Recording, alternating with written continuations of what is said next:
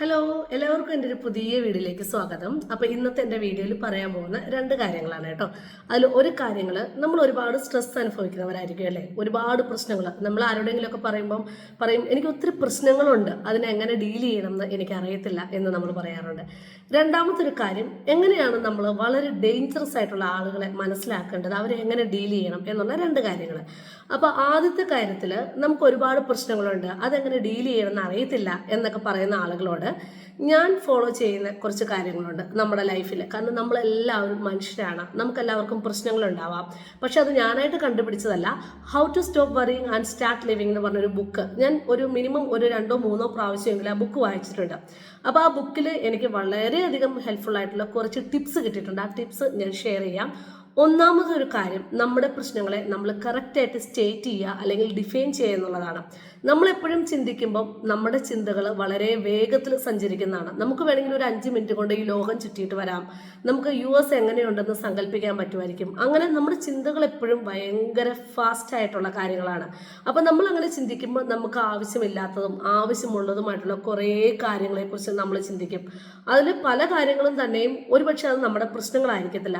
അപ്പം നമ്മുടെ പ്രശ്നങ്ങളെല്ലാം നമ്മൾ നന്നായിട്ട് സ്റ്റേറ്റ് ചെയ്യുക. അത് okay, A well defined problem is half resolved എന്നാണ് പറയുന്നത്. അതായത് ഒരു നന്നായിട്ട് ഡിഫൈൻ ചെയ്ത ഒരു പ്രശ്നം അതെന്താണെന്ന് മനസ്സിലാക്കുന്ന സമയത്ത് തന്നെ അതിൻ്റെ പകുതിയിലധികം സോൾവ് ആയി. ഓക്കെ, അപ്പോൾ അതിനെന്താ ചെയ്യേണ്ടതെന്ന് വെച്ച് കഴിഞ്ഞാൽ ഒരു പേപ്പറും പേനയും എടുക്കുക. നിങ്ങളുടെ ലൈഫിൽ നിങ്ങളിപ്പോൾ അനുഭവിക്കുന്ന എന്തൊക്കെ ടെൻഷനാണോ സ്ട്രെസ്സാണോ അതെല്ലാം എഴുതി വെക്കുക. അത് എന്ത് തന്നെയാണെങ്കിലും, പ്രത്യേകിച്ചുള്ള വ്യക്തികളിൽ നിന്ന് അനുഭവിക്കുന്ന പ്രശ്നമാണെങ്കിൽ ഇന്ന വ്യക്തിയിൽ നിന്നും എനിക്ക് ഇത്തരത്തിലുള്ളൊരു പ്രശ്നമുണ്ട്, അത് കറക്റ്റായിട്ട് ഡിഫൈൻ ചെയ്യുക, എഴുതുക. ഓക്കെ, നിങ്ങൾ ഫിനാൻഷ്യലായിട്ട് സാമ്പത്തികമായിട്ട് ഒരുപാട് പിന്നാക്കം നിൽക്കാനാണ്, സാമ്പത്തികമായിട്ട് ഒത്തിരി പ്രശ്നങ്ങളുണ്ട്, അത് നിങ്ങൾ എഴുതി വെക്കുക. നിങ്ങൾക്ക് എന്തൊക്കെയാണ് പ്രശ്നങ്ങൾ, അല്ലെങ്കിൽ നിങ്ങൾക്ക് ഒരു മാരീഡ് ലൈഫിലുണ്ടാകുന്ന പ്രശ്നങ്ങളാണോ അതെല്ലാം നിങ്ങൾ 1, 2, 3 എന്ന പോയിന്റ് ഇട്ടിട്ട് എഴുതുക. അത് എഴുതി കഴിയുമ്പോൾ നിങ്ങൾക്ക് എത്ര പേജ് പ്രശ്നങ്ങളുണ്ടാവും? ഒരു പേജ് പ്രശ്നങ്ങളുണ്ടാവും, അല്ലെങ്കിൽ ഒരു 2 പേജ് പ്രശ്നങ്ങളുണ്ടാവും. നിങ്ങൾ ചിന്തിക്കുമ്പോൾ നിങ്ങൾക്ക് എത്രത്തോളം പ്രശ്നങ്ങളുണ്ട്, അപ്പോൾ തന്നെ നിങ്ങളുടെ ഈ പ്രശ്നം തന്നെ പകുതി പ്രശ്നങ്ങളെ ഉണ്ടാവത്തുള്ളൂ. ഓക്കെ, ഇനി രണ്ടാമത്തെ ഒരു സ്റ്റെപ്പ് എന്താണെന്ന് വെച്ച് കഴിഞ്ഞാൽ ഓരോ പ്രശ്നങ്ങളെയും നിങ്ങൾ എടുത്ത് വായിച്ചു നോക്കുക. ഇതാണോ എൻ്റെ റിയൽ ആയിട്ടുള്ള പ്രശ്നങ്ങൾ? ഇത്രയും പ്രശ്നങ്ങൾ, അതിപ്പോൾ നിങ്ങളൊരു 10 പ്രശ്നങ്ങൾ എഴുതി, അല്ലെങ്കിൽ നിങ്ങൾക്കൊരു 20 പ്രോബ്ലംസ് നിങ്ങളുടെ ലൈഫിലുണ്ട്. അപ്പം ഈ 20 പ്രോബ്ലംസിൽ ഏറ്റവും ഭയങ്കരമായിട്ട് നിങ്ങളെ ഹണ്ട് ചെയ്യുന്ന പ്രശ്നം എന്താണ്? അപ്പം നിങ്ങൾ ആ പ്രയോറിറ്റൈസ് ചെയ്യുക. നിങ്ങളുടെ പ്രശ്നങ്ങൾ എന്തൊക്കെയാണ്, നിങ്ങളുടെ പ്രോബ്ലംസ്, അത് പ്രയോറിറ്റൈസ് ചെയ്യുക.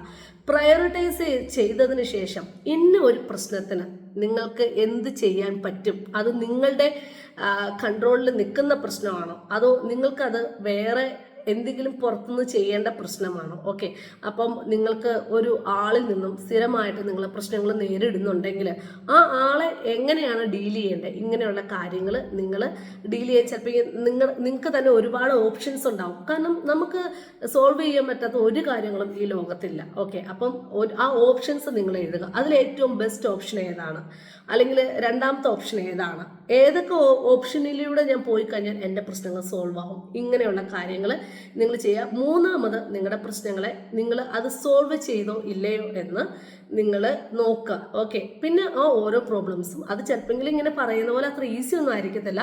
കുറച്ച് ദിവസങ്ങൾ എടുക്കുമായിരിക്കും, കുറച്ച് മാസങ്ങൾ എടുക്കുമായിരിക്കും. പക്ഷേ നിങ്ങളുടെ പ്രശ്നം എന്താണെന്ന് നിങ്ങൾ തന്നെ തിരിച്ചറിയുകയാണെങ്കിൽ നിങ്ങൾക്കത് സോൾവ് ചെയ്യാൻ തീർച്ചയായിട്ടും പറ്റും. പിന്നെ വിചാരിക്കുക, നിങ്ങൾക്കൊത്തിരി മെൻ്റലി ഇഷ്യൂ എന്ന് പറഞ്ഞു കഴിഞ്ഞാൽ നിങ്ങളെ കൊണ്ട് നിങ്ങളുടെ ഔട്ട് ഓഫ് കൺട്രോൾ നിൽക്കുന്ന കുറേ ഡിപ്രഷൻ, ടെൻഷൻസ്, ഇങ്ങനെയുള്ള കാര്യങ്ങളൊക്കെ ഉണ്ടെങ്കിൽ തീർച്ചയായിട്ടും ഒരു സൈക്കോളജിസ്റ്റിനെയോ ഒരു സൈക്യാട്രിസ്റ്റിനെയോ നിങ്ങൾ കാണുക. ഈ ഫെസിലിറ്റീസ് എല്ലാം ഉള്ളത് തന്നെ, അത് നമുക്ക് ഓരോരുത്തർക്കും വേണ്ടിയുള്ളതാണ്. ഇപ്പം നമ്മളൊരു സൈക്കോളജിസ്റ്റിനെ പോയി കാണുക അല്ലെങ്കിൽ ഒരു സൈക്യാട്രിസ്റ്റിനെ കൺസൾട്ട് ചെയ്യുക പറയുമ്പോഴത്തേനും ആളുകൾ അവനൊരു പൊട്ടന, അവനൊരു പ്രാന്തനാ, അവന് ഭ്രാന്ത് പിടിച്ചു, അതുകൊണ്ടാണ് അവൻ സൈക്യാട്രിസ്റ്റിനെ കാണാൻ പോയത്, അല്ലെങ്കിൽ അതുകൊണ്ടാണ് അവൻ ഒരു സൈക്കോളജിസ്റ്റിൻ്റെ അടുത്ത് പോയത്, ഇങ്ങനെ ഇങ്ങനെ ആളുകൾ അസ്യൂം ചെയ്യും. പക്ഷെ അതല്ല, നമുക്കൊരു പ്രശ്നങ്ങളുണ്ട്, നമുക്ക് ഇന്ന രീതിയിലാണ് അത് സോൾവ് ആവുന്നുണ്ടെങ്കിൽ നമുക്കുള്ള ഓൾ അവൈലബിൾ റിസോഴ്സ് വെച്ചിട്ട് അത് സോൾവ് ചെയ്യാൻ നമ്മൾ ബാധ്യസ്ഥരാണ്. ഓക്കെ, പിന്നെ രണ്ടാമത്തെ കാര്യം, ഡേഞ്ചറസ് ആയിട്ടുള്ള ആളുകളെ എങ്ങനെ ഡീൽ ചെയ്യണം എന്നുള്ളതാണ്.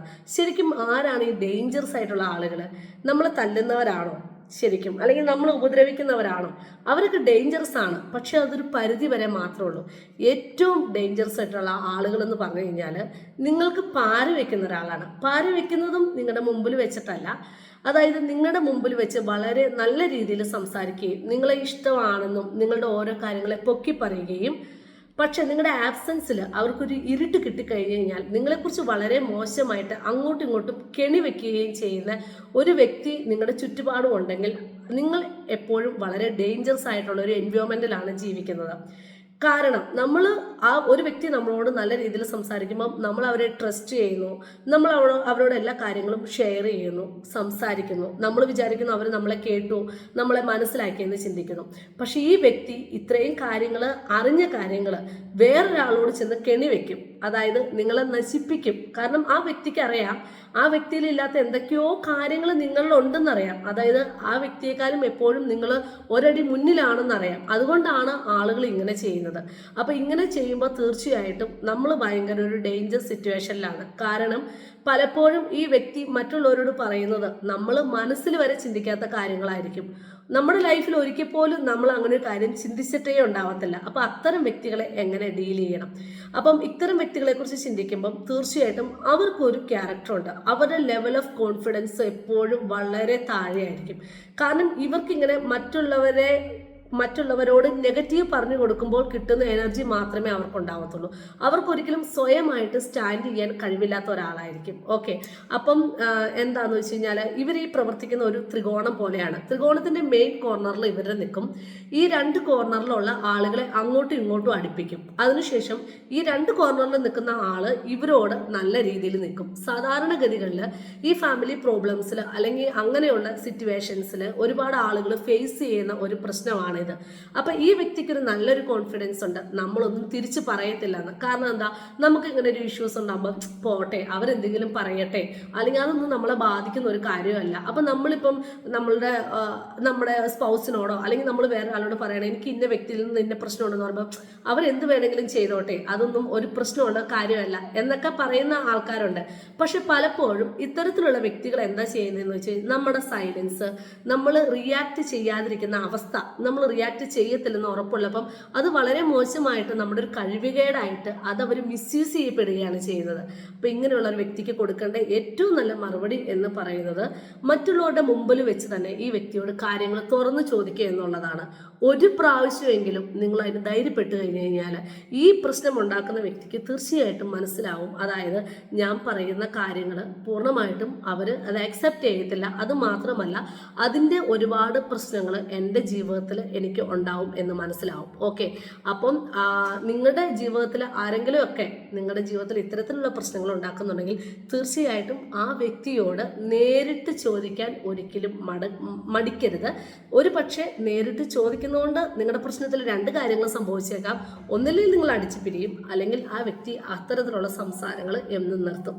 അപ്പം ഒരുപക്ഷെ നമുക്കൊരു ലൈഫ് മാത്രമേ ഉള്ളൂ. ഒരു ലൈഫ് ലോങ് ഒരു വ്യക്തിയെ കൊണ്ട് സഫർ ചെയ്യുന്നേക്കാളും ഏറ്റവും നല്ലതായിരിക്കും മോശപ്പെട്ട ഡേഞ്ചറസ് ആയിട്ടുള്ള ബന്ധങ്ങൾ നമ്മുടെ ജീവിതത്തിലും അകന്നു പോകുന്ന അത്തരം വ്യക്തികളെ അകത്ത് നിർത്തിക്കഴിഞ്ഞാൽ തന്നെ നിങ്ങളുടെ ലൈഫ് വളരെയധികം മനോഹരമാക്കാൻ പറ്റും. ഇതൊന്നും ഞാൻ പറഞ്ഞതല്ല, ഞാൻ വായിച്ച കുറച്ച് ബുക്കുകളിൽ നിന്ന് എനിക്ക് കിട്ടിയ അറിവാണ്. Thanks for watching.